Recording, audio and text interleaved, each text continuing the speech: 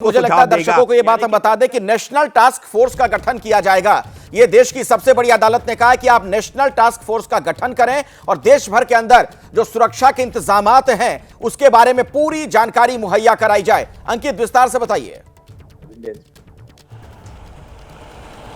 बिल्कुल अखिलेश, देखिए अखिलेश, अगर हम बात करते हैं डॉक्टर्स जो है देश भर में सड़कों पर है। कोलकाता का मामला तो प्रमुख मामला है ही, लेकिन उसके अलावा जो दूसरी सबसे बड़ी मांग है उनका यही कहना है कि डॉक्टर्स, महिला डॉक्टर्स अगर रात में ड्यूटी नहीं करेंगे, दिन में ड्यूटी नहीं करेंगे, वो सुरक्षित नहीं है, तो फिर हम काम कैसे करेंगे। और तमाम डॉक्टर्स यही अपील लेकर के केंद्र सरकार के पास भी गए थे और अध्यादेश लाने की मांग कर रहे थे। केंद्र सरकार की तरफ से भी ये कहा गया कि अध्यादेश जल्दबाजी में नहीं लाया जा सकता, लेकिन हम एक कमेटी बनाने के लिए तैयार हैं जो तमाम विषयों पर चर्चा करेगी। लेकिन सुप्रीम कोर्ट ने एक कदम आगे बढ़कर कह दिया है कि हम एक नेशनल टास्क फोर्स का गठन कर रहे हैं जो डॉक्टरों की सुरक्षा को लेकर के, अस्पतालों में क्या हालात है उनको जो है उनको लेकर के एक रिपोर्ट तैयार करेगी, अपने सुझाव हमको देगी। तो अखिलेश, साफ तौर पर सुप्रीम कोर्ट का कंसर्न क्या है? कंसर्न है कोलकाता मामले में जो घटना हुई है, कोलकाता में महिला डॉक्टर की जिस तरीके से हत्या की गई है, निर्मम हत्या मैं कहूंगा कि वो जो की गई है वो तो है ही, लेकिन उसके अलावा भी देश भर के डॉक्टर्स, खासतौर पर महिला डॉक्टर्स की सुरक्षा को लेकर भी क्या कदम उठाए गए हैं उसको लेकर भी सुप्रीम कोर्ट सचेत है। मुझे लगता है कि जो सवाल पूछे गए हैं, जी, जो सवाल पूछे गए एक बार फिर से मैं चाहूंगा कि आप बताइए जरा विस्तार से। बहुत ही महत्वपूर्ण सवाल है पश्चिम बंगाल सरकार से जो पूछे जा रहे हैं चीफ जस्टिस की तरफ से। जी बिल्कुल, देखिए सबसे पहला सवाल, कोर्ट का पहला सवाल, कोर्ट ने पूछा कि आखिर प्रिंसिपल ने इसको आत्महत्या कैसे करार दे दिया। इसका जवाब प्रिंसिपल को, सीबीआई को भी बताना होगा। और मुख्य न्यायाधीश ने सवाल पूछा। दूसरा सवाल, एफआईआर करने में भी क्या देरी हुई है? हालांकि कपिल सिब्बल पश्चिम बंगाल सरकार के वकील कह रहे हैं कि नहीं हुई। तीसरा सवाल, क्या एफआईआर में मर्डर कहा गया है? जवाब क्या आता है? जी नहीं, अननेचुरल डेथ कहा गया है।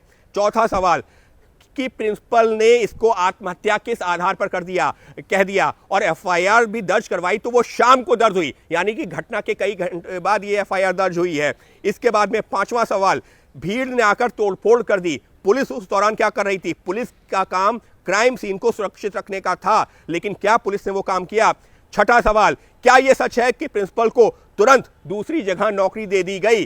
कोर्ट का यह भी महत्वपूर्ण सवाल है।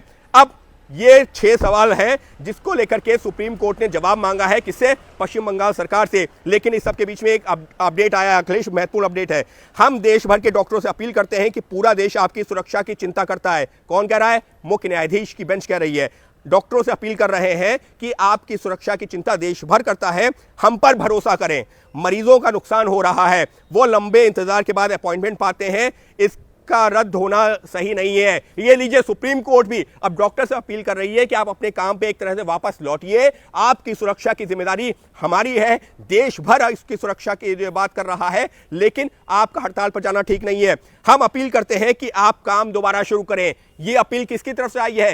देश की सर्वोच्च अदालत, मुख्य न्यायाधीश ने हड़ताली डॉक्टरों से अपील की है कि आप काम पर वापस लौटिए, क्योंकि इसका खामियाजा उन मरीजों को उठाना पड़ रहा है जो कई महीनों के बाद किसी को। बिल्कुल, ये बड़ी खबर है। दर्शकों को एक बार मैं बताना चाहूंगा अंकित, उसके बाद में आऊंगा कि सुप्रीम कोर्ट की तरफ से यह कहा गया है, अपील की गई है हड़ताली डॉक्टर से कि आप काम पर दोबारा लौटें। आपकी चिंता सभी को है, पूरा देश आपकी सुरक्षा की चिंता करता है, लेकिन आप काम पर लौट आए, क्योंकि बहुत मुश्किल से डॉक्टर्स का अपॉइंटमेंट लोगों को मिल पाता है। उसके बाद जो मरीज वहां पर पहुंच रहे हैं उन्हें दिक्कतें हो रही हैं। और ये तो आप देख ही रहे हैं, एबीपी न्यूज पर भी लगातार हम खबर आप तक पहुंचा रहे हैं कि देश भर में सरकारी अस्पतालों में क्या हाल है। डॉक्टर्स की मांग अपनी जगह बिल्कुल जायज है, लेकिन हड़ताल की वजह से मरीज भी त्राहिमाम है, त्रस्त हैं। तो इस बाबत अब सुप्रीम कोर्ट की तरफ से भी डॉक्टर से अपील की गई है कि आप काम पर लौट आए और आपकी सुरक्षा की चिंता हम सभी करते हैं। जरा एक बात बताइए अंकित, थोड़ी देर पहले जो आप जानकारी दे रहे थे कि सुप्रीम कोर्ट की तरफ से यह कहा गया है कि टास्क फोर्स का गठन किया जाएगा, यह क्या मामला है? देखिए, क्योंकि डॉक्टर्स की सबसे बड़ी चिंता क्या है जिसको लेकर के वो सड़कों पर है? एक तो जो कोलकाता मामले में इंसाफ मिले वो तो है ही, लेकिन जो दूसरा जो सबसे बड़ी मांग है जिसको लेकर के लगातार स्वास्थ्य सचिव और स्वास्थ्य मंत्री से मुलाकात हो रही, वो क्या है? वो ये है कि वो एक जो है सेंट्रल प्रोटेक्शन एक्ट चाहते हैं, यानी कि एक ऐसा कानून जिसके तहत डॉक्टरों को सुरक्षा दी जा सके। तो उस पर सरकार ने कहा था कि हम कमेटी गठित करके चर्चा करने को तैयार हैं, उसके बाद में आगे के कदम उठाए जाएंगे। लेकिन सुप्रीम कोर्ट ने क्या कह दिया है? सुप्रीम कोर्ट ने कहा है कि सरकार देखिए उधर कमेटी बनाने की बात कर रही है, लेकिन सुप्रीम कोर्ट ने था कि हम एक नेशनल टास्क फोर्स का गठन कर रहे हैं जिसका काम यह होगा कि वो अस्पतालों के हालात, डॉक्टरों की सुरक्षा को लेकर के अध्ययन करे और सुझाव हमको दे। यानी कि साफ तौर पर सुप्रीम कोर्ट ने एक नेशनल टास्क फोर्स का गठन कर दिया है। लेकिन अखिलेश, बड़ी खबर आ रही है, बड़ी खबर यह आ रही है कि सुप्रीम कोर्ट में जो मुख्य न्यायाधीश के 3 जजों की बेंच है, अब जस्टिस पारदीवाला ने सवाल पूछा है। सवाल क्या पूछा है? उन्होंने ये पूछा है कि पहली एफआईआर में कंप्लेनेंट कौन था, किसकी शिकायत पर यह एफआईआर दर्ज हुई है और उसका वक्त क्या था। अब मुख्य न्यायाधीश को, ये जो बेंच है, इसको जो जवाब दिया गया है, परिवार नहीं, मुख्य न्यायाधीश की टिप्पणी है, वो कह रहे हैं कि परिवार को शाम 8:30 बजे बॉडी मिली है। यानी कि शाम को 8:30 बजे बॉडी मिली है, रात 11:45 पर एफआईआर हुई। पिता की शिकायत पर हुई, अस्पताल क्या कर रहा था? वही सवाल ना अखिलेश, अस्पताल में घटना हुई, प्रिंसिपल की जानकारी में प्रिंसिपल ने शुरुआती तौर पर आत्महत्या कह दिया, जिसको लेकर के सुप्रीम कोर्ट ने सवाल पूछा। और सुप्रीम कोर्ट ये कह रहा है कि रात में जो एफआईआर दर्ज भी हुई वो किसके कहने पर? पिता के कहने पर, ना कि अस्पताल या उनके प्रिंसिपल के कहने पर। एक और टिप्पणी जो सुप्रीम, अब सिब्बल जो पश्चिम बंगाल सरकार के वकील हैं, उनका ये क्या कहना है? हमने परिवार की इच्छा के मुताबिक मेडिकल बोर्ड बनाया था, हमने भी दोपहर 2:30 बजे पुलिस को शिकायत भेजी थी। अब वो एक तरह से क्या कार्रवाई की है, अपने स्टैंड को जस्टिफाई करने की कोशिश कर रहे हैं। लेकिन अखिलेश, यकीन मानिए, सुप्रीम कोर्ट के सीधे सवाल हैं जिनका जवाब देना आसान नहीं है पश्चिम बंगाल सरकार के लिए भी। प्रशासन घिरता हुआ नजर आ रहा है। ये बहुत ही गंभीर सवाल है जिसका आपने भी जिक्र किया कि रात 8:30 बजे बॉडी मिली थी परिवार को, रात में 11:15 बजे जाकर एफआईआर दर्ज की गई। क्यों? आखिर अस्पताल की तो जिम्मेदारी थी ना, इतनी बड़ी घटना घट गई तो फौरन पुलिस को इत्तला करें।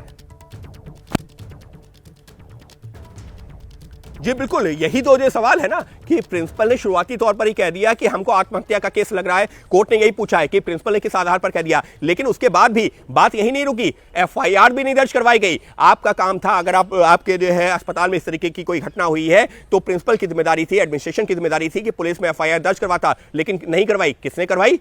पिता ने, मृतका के पिता ने। अब सुप्रीम कोर्ट यह भी पूछ रहा है कि पोस्टमार्टम कितने बजे किया गया। उसके अलावा अब जो है बाकी कई सवाल, लेकिन सॉलिसिटर जनरल का जवाब सामने आया है। उनका यह कहना है कि जानवरों जैसा कृत्य हुआ है अखिलेश, जानवरों जैसा कृत्य हुआ है पीड़िता के साथ में। अपने आप में ये जो जानवरों जैसा कृत्य अपने आप में बहुत कुछ कह देता है।